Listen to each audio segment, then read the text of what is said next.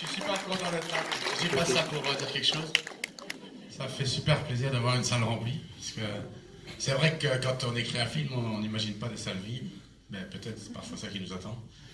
Et là, vous voir tous, ça fait chaud au cœur. Je vous remercie. Merci vraiment. Ah, vous avez compris, plus ou moins. C'est compliqué, hein? Ouais, voilà. Non, ouais, non. Mais non, c'est vrai que pour la télévision, avant, dans les caméras cachées avec François Lambrouille, c'est moi qui... Enfin, c'est les gens qui venaient chez moi, quand j'étais guichetier, péager, tatoueur. Et ici, comme vous avez pu le voir dans le film, c'est moi qui vais chez les gens. Donc on a pu se permettre de faire des petites séquences qu'on n'a jamais pu faire avant, quoi. Et ça, c'était très agréable. Voilà. Merci. Si vous avez des questions, il y a Léo qui a un micro à votre disposition. François, j'imagine que ça demande une sacrée organisation pour préparer toutes ces caméras. Ça demande d'avoir une bonne équipe de têtes brûlées pour vous suivre. Parce que c'est vrai que le scénario, il fait 25 pages, quoi. Alors, quand vous allez voir un producteur, il dit, oui, mais le scénario, ben j'ai-tu là le scénario? Ok, mais tu vas faire quoi? Et on verra, moi je sais pas sur qui je vais tomber, évidemment. Et donc, mon producteur était voir TF1, Canal+, des chaînes de télé. Il leur a dit la même chose, et donc ces gens ont acheté un chat dans un sac. Et donc, ça fait plaisir quand on vous fait confiance. Et eux m'ont fait confiance, et moi j'ai fait confiance au futur piégé que je ne connaissais pas, que j'allais rencontrer. On a tourné pendant 1 an et demi ce film.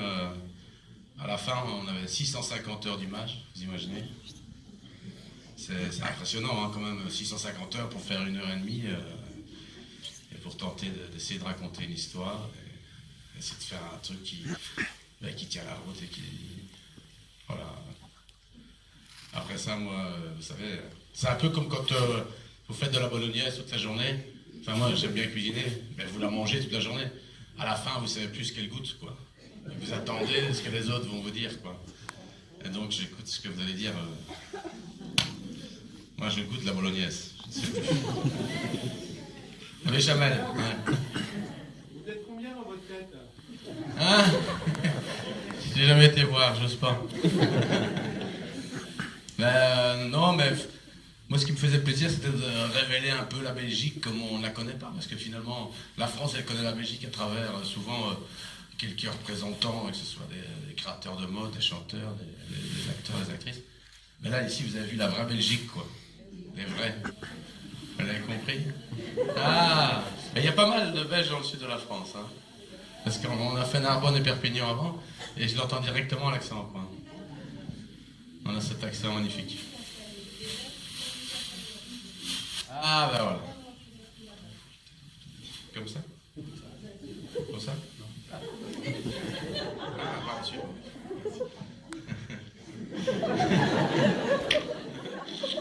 J'ai pas l'habitude, d'habitude ils sont cachés, j'étais à pas.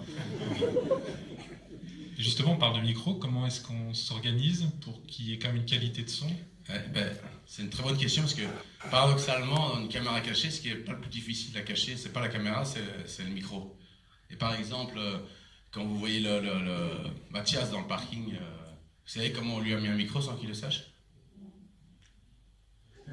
En fait, c'est la société Interparking qui gère pas mal de parkings, il doit y en avoir ici dans le sud de la France aussi. C'est le patron, enfin le directeur de dispatching qui nous a dit ce qu'on va leur dire, c'est qu'on va leur donner de nouveaux polaires. Ils vont passer le bureau le matin les mettre, et on aura glissé un émetteur dedans. Et donc quand ils arrivent du boulot en 500 mètres, le dispatching est tout près, ils arrivent, ils ont leur émetteur sur eux.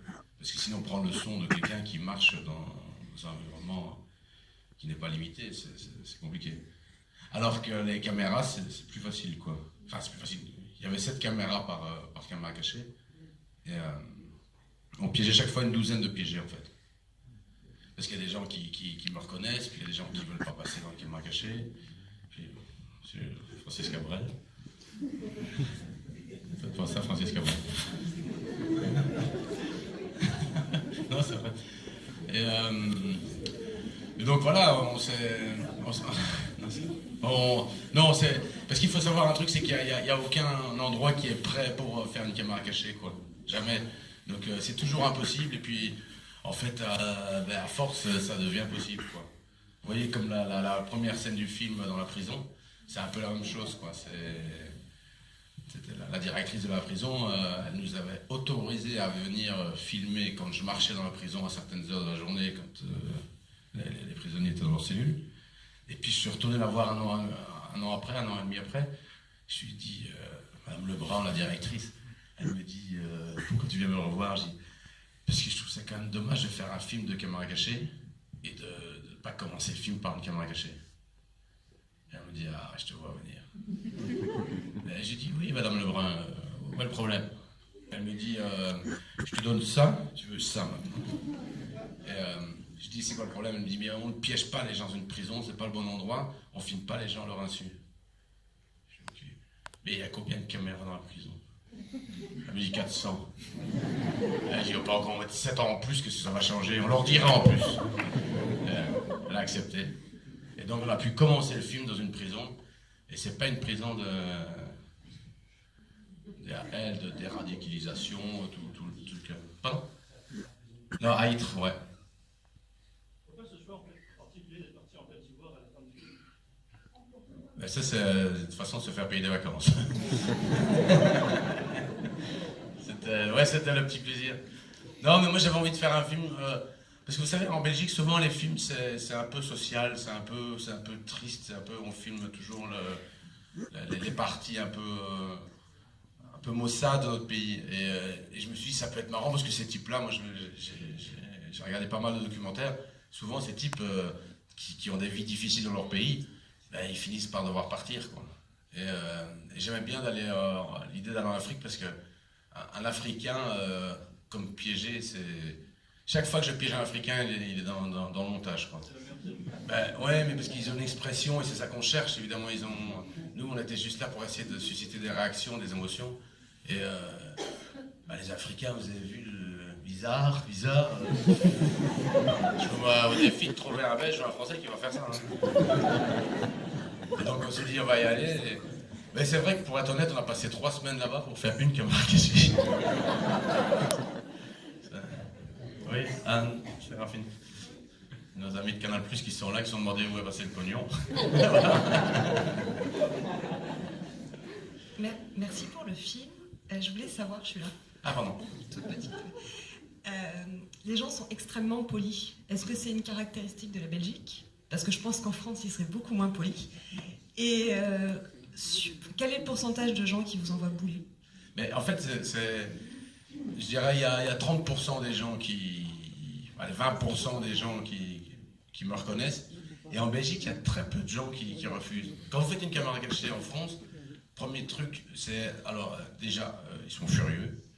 Tu n'as pas à me prendre mon temps, tu n'as pas le droit d'usurper de fonction, tu as le droit à l'image, tu connais, nanana, ça va plus loin, les avocats, tout ce genre.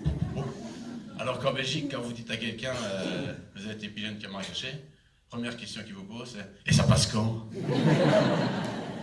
Et donc moi je voulais vraiment le tourner là-bas, quoi, le film. Mais c'était compliqué parce qu'évidemment ça passait par du maquillage 4 heures par jour, vous avez vu, c'est le menton de Gérard Depardieu. C'est pas une blague, hein, il était moulé sur son visage. C'est un atelier qui s'appelle l'atelier 13 à Montreuil. Ils vous font ils vous prennent vos empreintes. Moi j'ai fait tout mon corps. Ça, vous respirez par une paille avec des prothèses partout. Mais comment? Vous êtes en plâtre, en fait. Vous êtes, comme si c'était en plâtre. C'est très angoissant, d'ailleurs. Et puis, il faut rester 10 minutes comme ça sans bouger. Et puis, ils prennent une scie et bzzz, pour que ça soit précis, pour qu'on ne le voit pas quand... Et là, c'est pas un faux ventre, c'est le mien. C'est... Ouais. Alors, bonsoir. Bonsoir. Alors on voit beaucoup de scènes, on voit tout ça, mais est-ce que des fois c'est vous qui vous plantez? Parce qu'on peut vous reconnaître, il y a des gens qui peuvent partir en cours de caméra cachée, mais est-ce que des fois c'est vous qui loupez votre coup et vous craquez, vous rigolez? Parce que je regarde vos vidéos depuis longtemps, moi avec mon cousin, on se fend la gueule toute la journée à regarder ça. Et vous ne travaillez pas? ah si, justement. Justement, mais on adorait le soir, voilà, regarder vos vidéos jusqu'à tard. On se régalait, mais on se dit, mais c'est pas possible. Il va toujours plus loin, toujours plus loin. Mais est-ce que vous rigolez des fois? Si, ben, vous avez vu avec le banquier, à un moment quand il parle en anglais, et qu'il y a Parrain qui est sur ma droite et qui dit, quand le banquier parle en anglais, je comprends pas le flamand. Là j'ai rigolé, parce qu'il n'est pas du tout acteur, hein, il est toiturier dans la vraie vie, Parrain. Et il comprend pas la différence entre le français et le flamand. L'anglais et le flamand. Et là, c'est vrai qu'il m'a... Et aussi, j'ai un peu rigolé en Afrique, quand il y a le coup de téléphone. Parce qu'on devait tourner de 7h à 13h, et puis c'était fini, ils ouvraient la terrasse et il fallait qu'on parte. Et donc, on est arrivé, moi je me suis levé à 2h du matin, 1 heure de route pour aller à l'hôtel, 4 heures de maquillage, 7h, on était prêt. Et je dis, merde, j'ai complètement oublié d'écrire le coup de téléphone. Et c'est mon frère qui me parlait dans l'oreillette avec ma femme qui est là, qui a écrit le texte, quoi. Et quand ils disent si le fugitif tente de s'évader, nous devrons l'abattre, je découvrais le texte au fur et à mesure et j'imaginais ce qui se passait dans sa tête. Mais vous savez, je voyais les caméras qui étaient devant moi, je savais qui était derrière les caméras, quoi. Et à un moment où ça devient. Parce que là, j'ai dit, faut pas que je rie, faut pas que je rie, faut pas que je rie. J'écoutais, et là j'ai rigolé. D'ailleurs, quand je tends mes mains pour me faire embarquer, je tends mes mains en rigolant, quoi. Ouais, bon, ça peut passer. Non mais c'est un type qui joue, hein. Voilà. Sa vraie place à mon avis c'est... Il fait de la maison, hein. J'ai entendu quelqu'un qui a dit ça tout à l'heure. J'ai toujours cherché le mot pour ne pas dire faire de la cabane, faire de la tôle, faire de la... Et en fait c'est faire de la maison, quoi. La maison d'arrêt, quoi. C'est ça que je veux dire. Quand il y a Richard qui est là dans la salle d'attente, j'ai dit, t'as fait de la maison, toi? Ça c'est vraiment de la chance, hein. Vous imaginez qu'il y a que 25 piégés dans le film, et on en a piégé 300, quoi. Bah oui, 1 an et demi, quoi, chaque fois.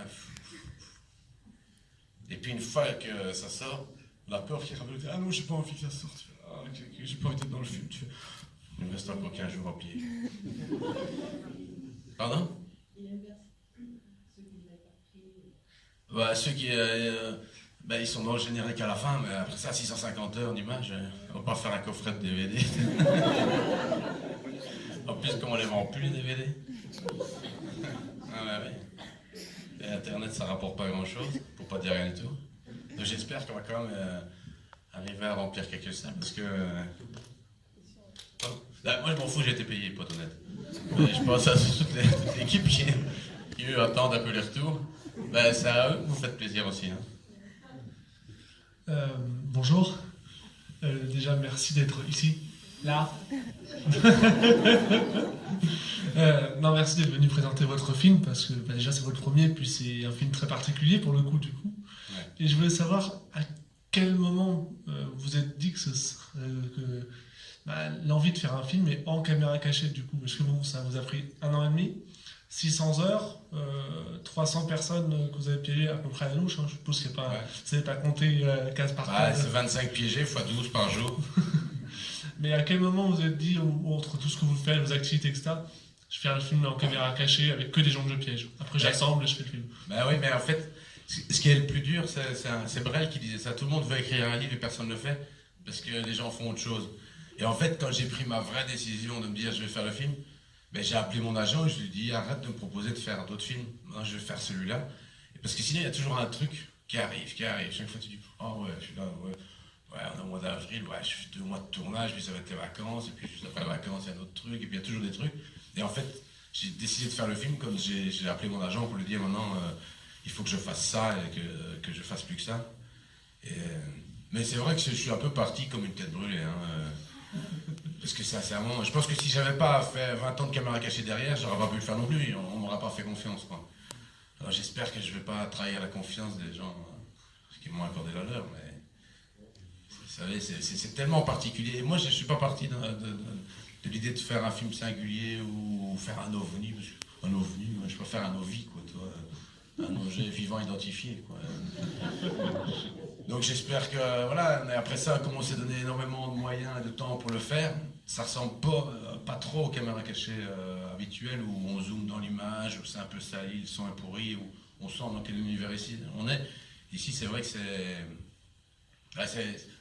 on a l'impression de voir un film normal, entre guillemets. Je dis pas que ça... Non, mais je veux dire, on est plus dans les codes de la caméra cachée, quoi.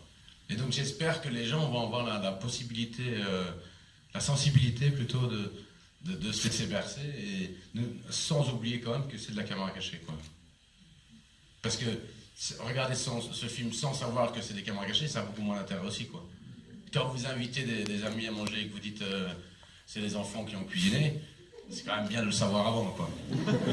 Et ici, quand vous savez que c'est tourné en caméra cachée, ben vous vous dites ah ouais, quand même.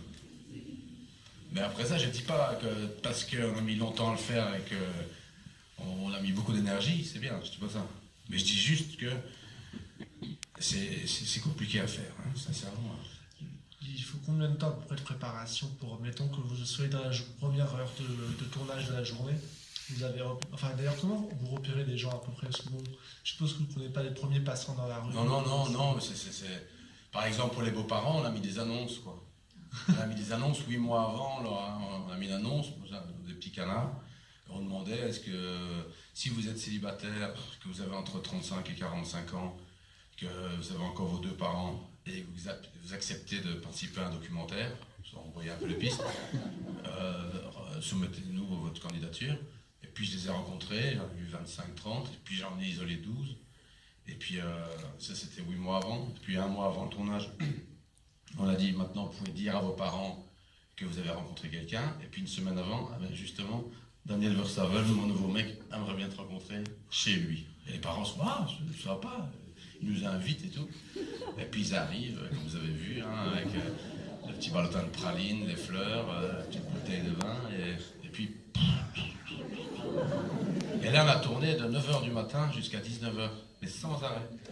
Les caméramans, quand ils sont partis dans leur cachette le matin, ils avaient leur sandwich pour la journée, les petits jus, les bouteilles d'eau, même des bouteilles d'eau vides. Parce qu'on ne sait pas quand ils vont arriver, les beaux-parents, quoi.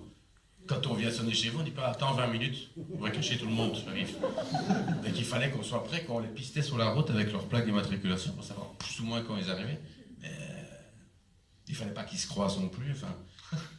Après ça, quand vous imaginez un tournage normal, c'est plus rien, quoi. C'est une feuille de service avec tu dois être là à 10h, parce que 10h à 10h30 t'es au maquillage, à 10h30 on tourne jusqu'à 13h. Enfin, c'est vraiment.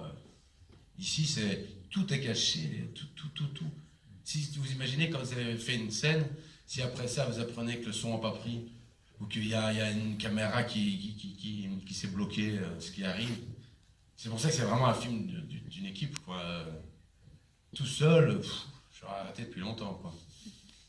Et mon premier assistant, qui est prof d'assistant en Belgique à l'IAD, il y a 2 grandes écoles de cinéma en Belgique, il m'a dit au bout de 2 mois, et puis quand on s'est pris dans les bras au bout d'1 an et demi de tournage, il m'a dit j'ai cru que j'allais quitter ma zone de confort au bout de 2-3 mois, enfin d'inconfort plutôt, et en fait c'était difficile du début à la fin. Et c'est vrai que le fait de tourner chronologiquement, de monter chronologiquement, et de constamment réécrire l'histoire, oh non, ça on va pas faire, on va faire ça. Vous voyez, le petit à qui j'apprends à fumer, on a trouvé ça après. Après, j'ai juste idée quand on avait déjà commencé le film. Mais donc, c'est parce qu'on tournait chronologiquement qu'il a pu continuer à fumer dans le film, quoi. Et du coup, il fume pour de vrai ou pas? Oui, il a commencé, on les lancé.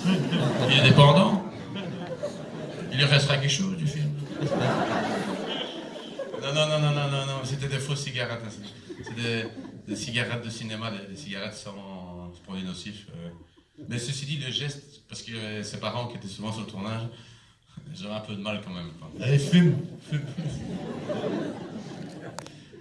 Et la bière, c'était de la fausse aussi. On avait mis des... Voilà, das sur le dos. Le footballeur, c'est un vrai professionnel, la personne. Ouais. Et il a vraiment pris 5 000 pour la scène. Non, c'était des faux billets. Et puis c'était un peu triste, oui, c'est vrai qu'on lui a pas donné. Mais ceci dit, tous les piégés qui sont dans le film ont touché un cachet comme si c'était des acteurs, quoi. Ben, il n'a pas touché 5 000 si c'est la question. 5 000, c'est moi. Bonjour, Ah pardon, bonjour. je suis Dom. Je voulais vous dire que j'ai vraiment beaucoup ri à votre film. Je Mais connais assez peu les je caméras. sais déjà, je me prépare. J'ai dit quelque chose? Non. J'ai beaucoup ri. Je voulais savoir est-ce que, c'est pas forcément une préférence, mais voilà, des films comme Je fais le mort ou Cowboy, et ce genre de caméra cachée, même si c'est pas du tout le même job, qu'est-ce que vous en... Enfin, je sais pas. Le problème, c'est que t'as pas de questions. Hein. T'aimes bien tout. En fait, excusez-moi, je suis extrêmement timide. Ah oui, mais moi aussi. Je le vois à peu près, un petit peu. J'ai adoré Je fais le mort. J'ai absolument adoré Cowboy. Je trouve que vous êtes un acteur absolument génialissime. T'entends, hein, mon cœur? Je ne suis pas jalouse. Excusez-moi. Non, non, il n'y a pas de problème. Ça peut être un compliment, c'est pas obligé d'être une question. Hein. Voilà. Donc, Je préfère les compliments. en fait, ça y est, je commence à perdre le contrôle. Là. Je commence chaque fois. Excusez-moi. Non, pas de problème. Ça va être très dur. Bof, non, on Je a vous le temps. trouve absolument terrible comme acteur et ça me fait énormément plaisir de vous voir dans des rôles aussi différents que Cowboy où Je fais le mort. Je reviens toujours à ces deux films. Oui, je vois. Arrêtez de me couper maintenant. Et vous avez un humour absolument terrible et je trouve que le contraste entre ces films, en fait les caméras cachées et les autres films, je trouve que c'est vraiment très très bien. Bah, c'est adorable. Il n'y a pas de question, voilà.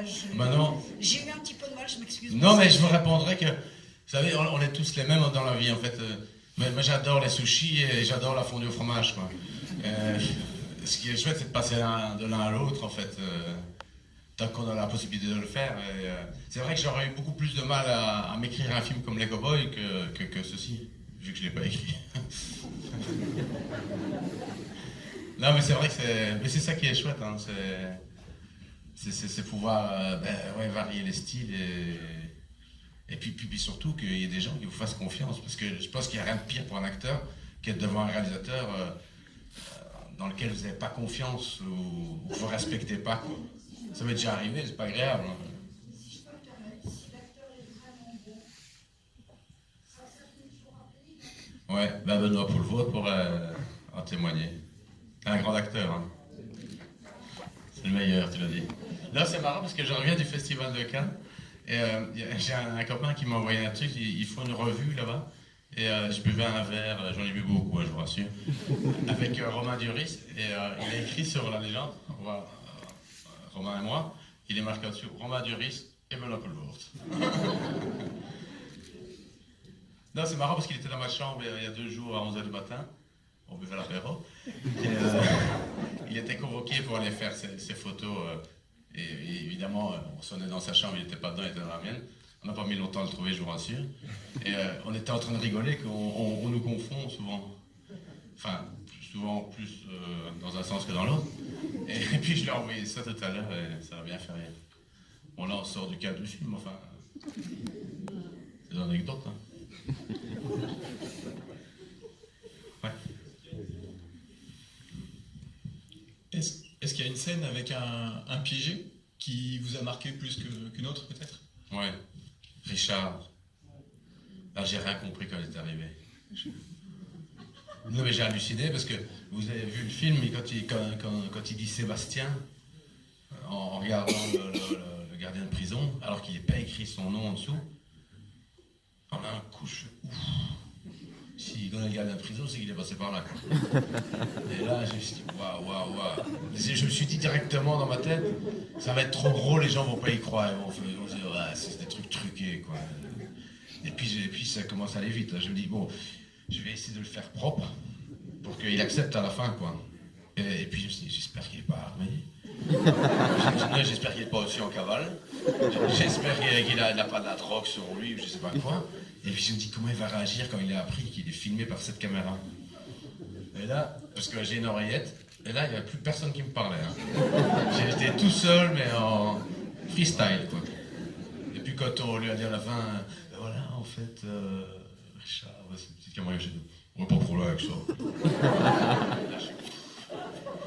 Je me rappellerai encore de mon retour, on a tourné ça à Liège, je suis retourné à Bruxelles de ça, j'ai appelé tous mes copains pour dire « Je ne me rends pas compte, j'ai raconté l'histoire, j'avais juste peur qu'on perde la cassette, quoi. »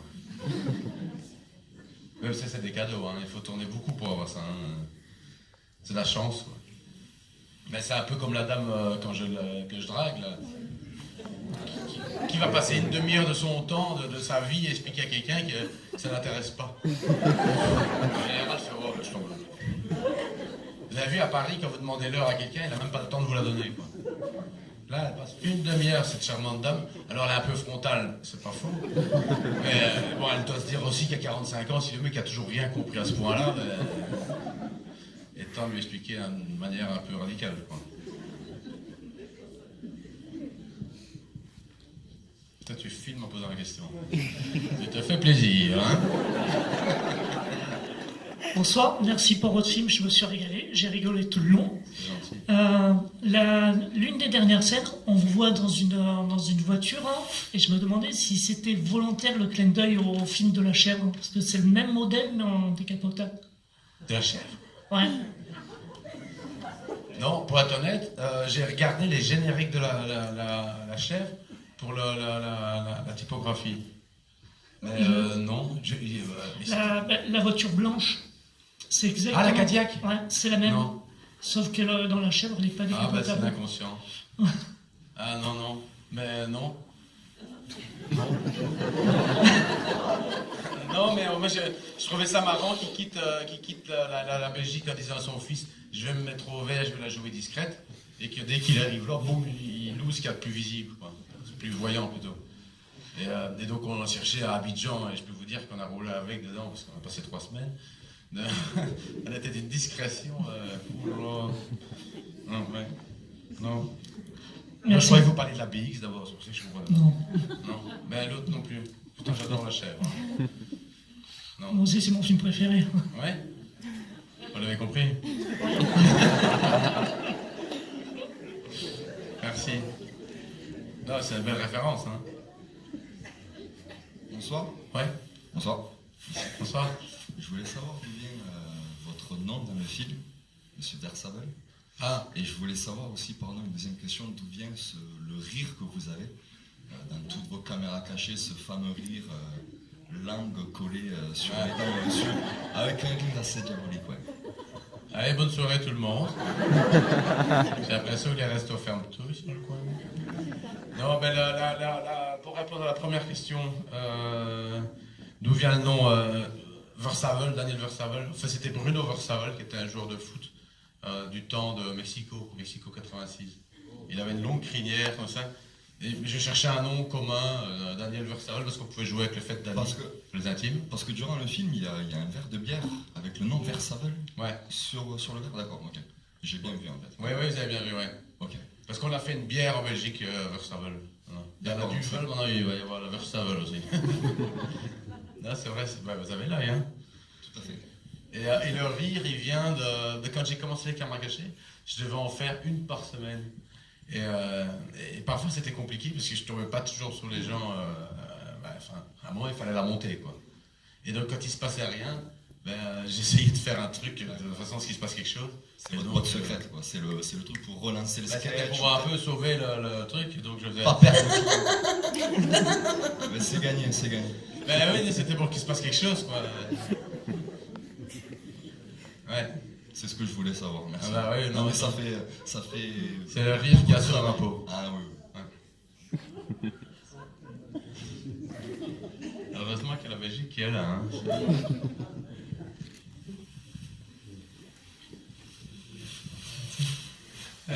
Je voulais juste savoir si vous arriveriez en 5 mots à résumer le film. En 5 mots. Ouais. Toi, t'as décidé de m'ennuyer. Je sais Je crois pas, que je c'est demande. un type qui veut donner à son fils ce qu'il a pas reçu.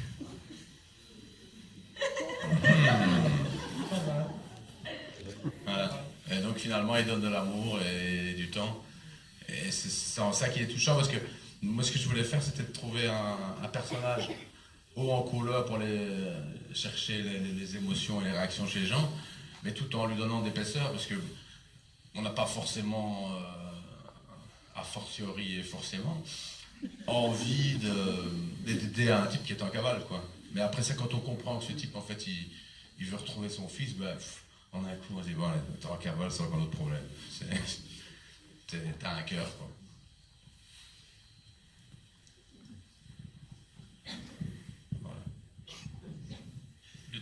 monquettes. Les petites monquettes, ça veut dire mon gamin en bruxellois. Mais c'est un gamin qui va réussir là où le père n'a pas réussi. C'est une espèce de... Moi, je le vois comme une projection, quoi. On en connaît tous, hein, des parents qui ont des enfants pour leur faire faire ce qu'eux ont raté, quoi. Ouais, ça va, moi, j'en connais pas mal. Et puis, c'est de l'affection, c'est très affectif. On dit jamais monquette. Dis pas monquette quand il est en prison, quoi. C'est pas, je dis, tu dis monquette quand t'es... Mais en fait, quand t'es fier de lui à travers toi. Parce que c'est toi, c'est ta prolongation, quoi. Donc c'est un peu narcissique, quoi. Bonsoir. Et on revient toujours à la même chose. Ma femme, vous savez comment elle m'appelle? Franc, Ouais, parce qu'elle dit que je parle tout le temps de moi. Moi. Elle me dit, il y avait Martine à la plage, Martine va au cirque, Martine... Et moi, je dis, François dans le film, ça, François était dans Mertel, François était parlé avec elle, ça, François... Je commente ma vie, quoi. Il n'y a personne qui le fait, sinon. Bonsoir, je suis là. C'est votre premier film en tant que réalisateur. Est-ce qu'il y en aura un deuxième? Est-ce que vous avez déjà une idée? Et puis surtout, est-ce qu'il sera en caméra cachée? Ah, c'est une bonne question. J'espère qu'il y en aura d'autres parce que sincèrement, c'est difficile d'imaginer pour moi un autre métier, un plus beau métier que d'écrire une histoire avec Benoît Mariage au coin du feu pendant 2 ans et à un autre rythme. Et puis après ça, la voir naître et puis travailler en équipe. Moi, je trouve ça extraordinaire, quoi.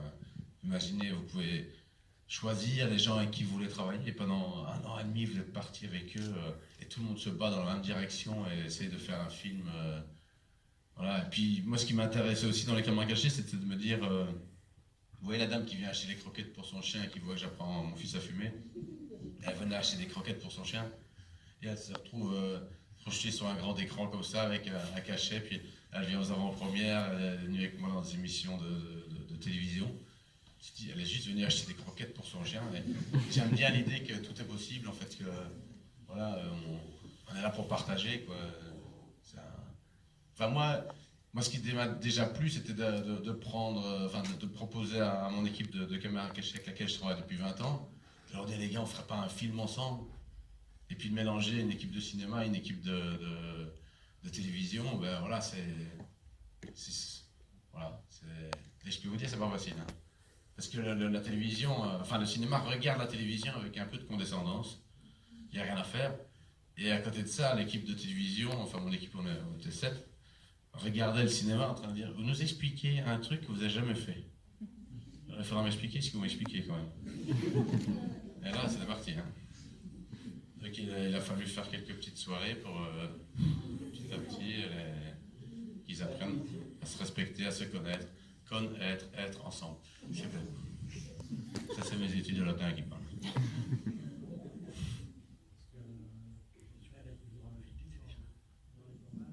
Ouais, mon frère, il me suit depuis longtemps, ouais. Et vous le savez? Vous le connaissez? Ah. Non, mais c'est vrai, il me parle dans l'oreillette, avec ma femme aussi, moi je vois très peu de films, elle voit beaucoup de films, et souvent elle trouve que je suis trop vulgaire, quoi. Vous me demandez pas pourquoi. Et mon frère est encore plus vulgaire que moi, je crois. Et donc elle temporisait, en fait. Là, parce qu'après ça, une fois que le film est fait, on peut en parler, c'est trop tard. Et là, je dis, on est tous les deux sur le tournage. On va cadenasser.